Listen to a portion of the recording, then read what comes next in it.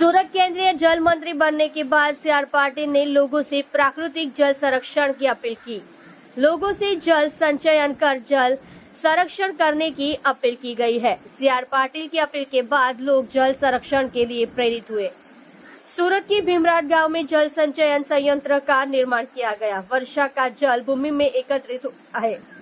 केंद्रीय जल मंत्री सीआर पाटिल ने जल संचयन संयंत्र का उद्घाटन किया। भीमराट गांव में दयाल विला में वाटर हार्वेस्टिंग सिस्टम तैयार किया गया है।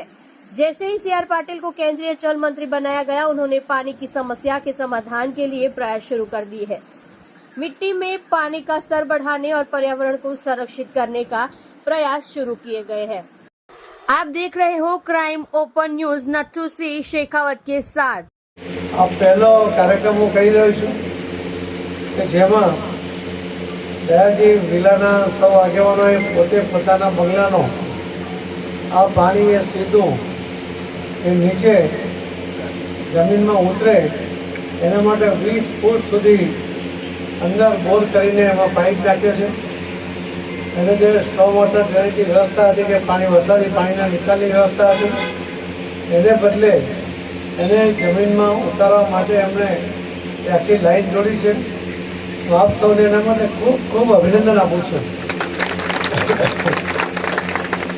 ગુજરાતમાં અને વિશેષ કરીને દક્ષિણ ગુજરાતમાં અને એમાં પણ સુરત શહેરમાં આખી સોસાયટી એક સાથે એમણે આ નિર્ણય કર્યો અને કામ પણ પૂરું કર્યું છે।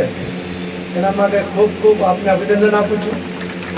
આપનામાંથી ઘણા બધા લોકો પ્રેરણા પણ લેશે અને દરેક લોકો એના દ્વારા આ પાણી જમીનમાં ઉતારશે।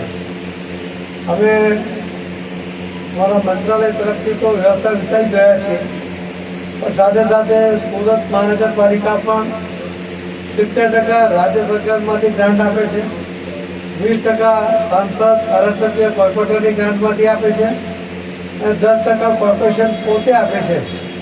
એ રીતની પણ એક સ્કીમ છે, એને પણ અમે રિવાઇઝ કરવા માટે જે પદાધિકારીઓ છે એમની સાથે પણ વાત કરી છે। એ પણ અધિકારીઓ સાથે ચર્ચા કરીને એને ફરીથી અમલ ચાલુ કરશે। દરેક જણ આનો લાભ લે, કેમ કે આ જે સ્કીમમાં અમને એક પણ રૂપિયો ખર્ચ કરવાનો આવશે નહીં અને ખર્ચ કરવો પડે તો પણ ખર્ચ કરવો જોઈએ। આપણી એક જરૂરિયાત છે, એ સમજીને આમાં કામ કરવું જોઈએ। ઘણા બધા CSR ફંડમાં પણ ઘણી બધી ઇન્ડસ્ટ્રીએ આમાં સાથ સહકાર આપવા માટેનો પ્રવેશ કર્યું છે। આપણે એક ઝુંબેશ સ્વરૂપે એક પણ ઘર એનો વરસાદનું પાણી એ વહી ન જાય, સીધું જમીનમાં ઉતરે એના માટેનું આપણે પ્લાનિંગ કરીએ છીએ। જ્યાં બોર છે ત્યાં બોરથી ઉતારીશું, ત્યાં બંધ થયેલા બોર છે એને ચાલુ કરીને ઉતારીશું। કેટલીક જગ્યાએ બોરને સાફ કરવા પડશે તો સાફ પણ કરી દઈશું અને જ્યાં બોર નથી, કૂવો નથી, ત્યાં પણ આપણે એક નવી ટેકનોલોજીનો ઉપયોગ કરીને એક એની જે ડિઝાઇન બનાવી છે, એમાં લગભગ 1600 રૂપિયાનો ખર્ચ થાય છે। એટલે કે નાનું ઘર હોય, બોર ના હોય તો સીધું જમીનમાં પણ એ ઉતારી શકાય છે અને જો બોર હોય તો લગભગ 1000 રૂપિયાનો જ ખર્ચો થાય છે। એ પ્રકારની સ્કીમ છે। મહાનગરપાલિકા જે નવી ટેકનોલોજી સાથે આવે છે એમાં 15,000 થી 1.25 લાખ સુધીનો ખર્ચો એમાં મહાનગરપાલિકા